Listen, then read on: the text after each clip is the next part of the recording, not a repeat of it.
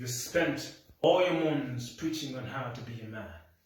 A man is strong. A man don't cry. A man don't feel. You preached so well you leave the talk. Father, when I walked into that room, I felt a breeze of fear find refuge in my heart. That is the day I saw you wearing vulnerability for the first time in a sickbed, and even then you tried to hide it. When you died, I felt something break in me, but I wanted to prove myself to you so bad that even in your death, I still tried to live by your gospel by not crying.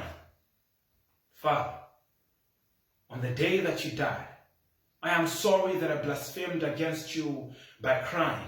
I am sorry that I cried. I am sorry that I felt. I didn't scream, I cried in silence, only allowing a few teardrops to touch my face. After many years, it is now that I'm learning how not to walk in your doctrine, Father. I'm still learning how to feel, to ask for help, to cry, to cry, to cry, to cry, to be vulnerable. And this has made me feel more like a man, and I will apologize, not to you, and not for living this way. I will apologize to the boy who took his life because he thought it was better than asking for help. To the man who snatched his soul from his body because he thought it was better to be statue than to feel. I will apologize to all the men who think that being a man means you don't cry and you don't feel. I am sorry to all the men who thought that there was more peace in death than in showing your emotions. Oh, how we have sold our permission to feel for a blurred image of man in a dirty, broken mirror. From birth, we have been taught to take lessons from a statue, lifeless with no feelings.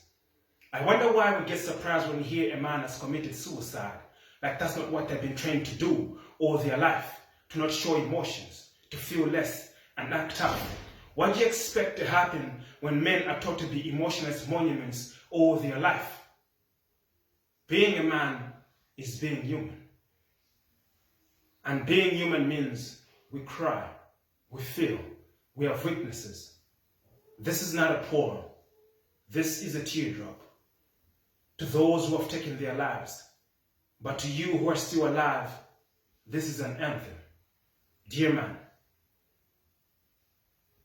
weaknesses, feelings, tears, vulnerability, these are all gifts from God. Now be a man and feel.